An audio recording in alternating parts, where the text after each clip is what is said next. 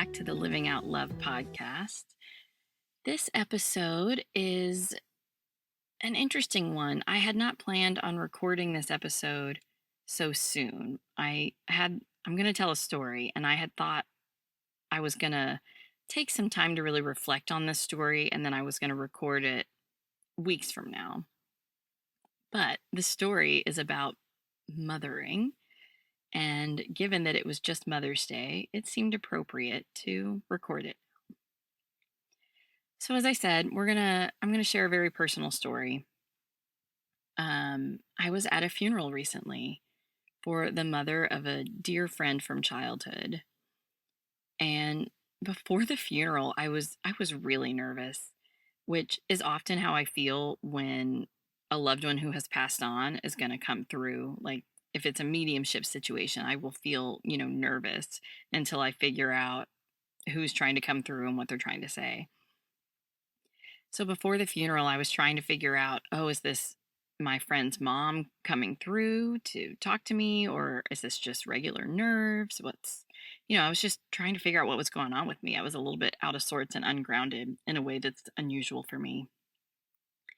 And, you know, just for transparency's sake, I will share this is the first time that I can remember of a peer losing a parent. I mean, I'm 36. Not that many of my friends have lost a parent.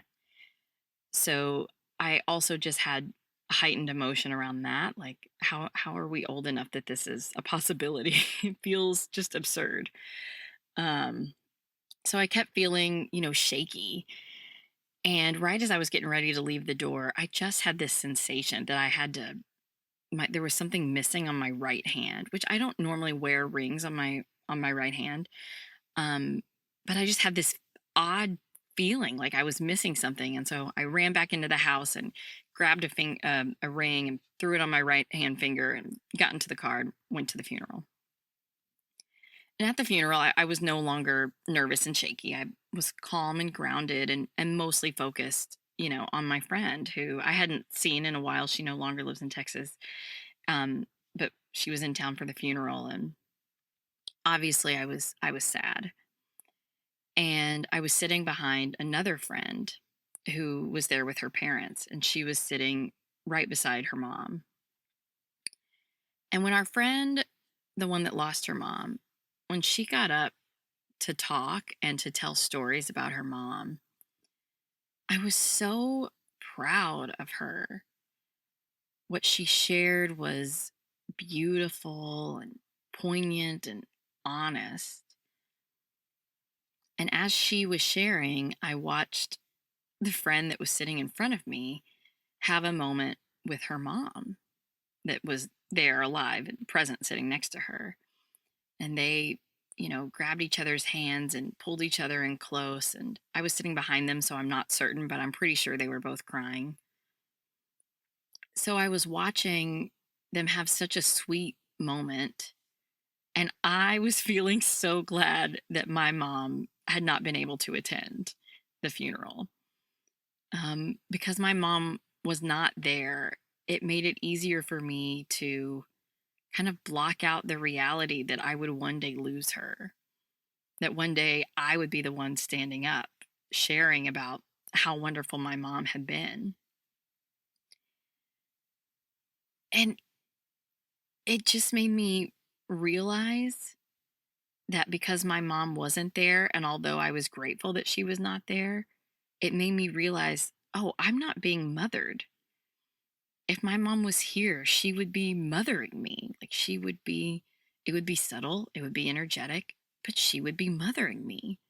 She'd be anticipating my emotion and my needs and wondering how she could support me. Even if she said and did nothing, she would be actively mothering me.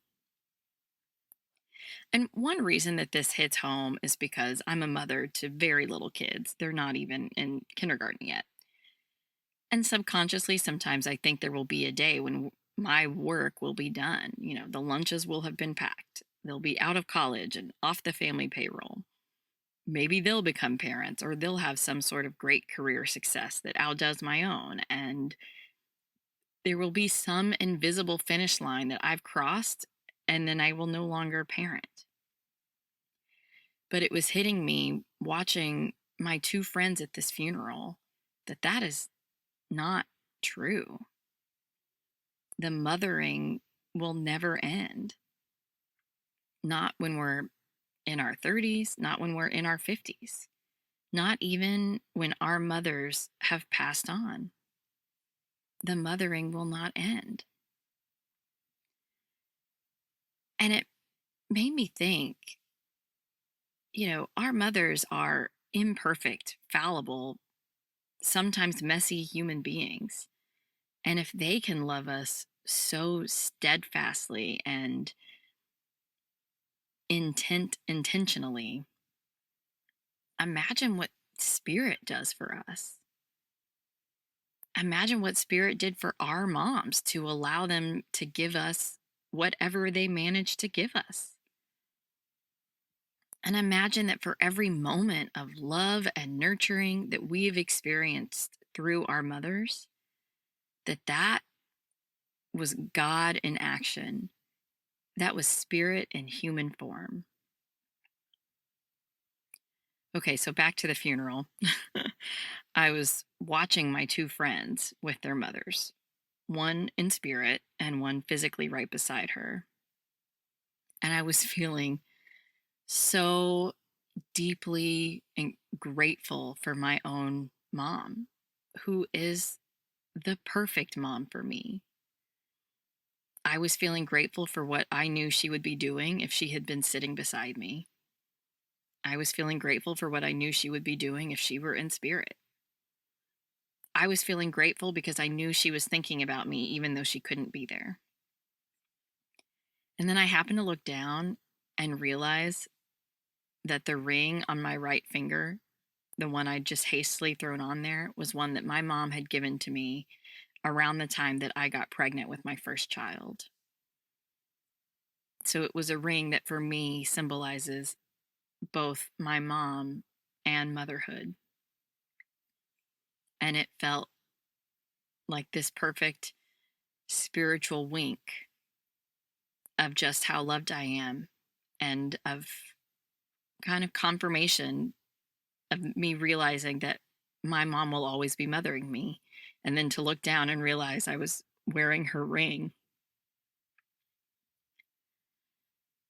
So, friends, we are also very loved. Yes, even those of us without moms, we are so loved. We are loved by imperfect, messy human beings. And the people that love us most can sometimes hurt us. But consider the effort. Consider all that our mothers have done for us, all of the growth they took on so that they could be better for us, that they could provide for us. And then consider if that's what our mothers are capable of, what is spirit capable of?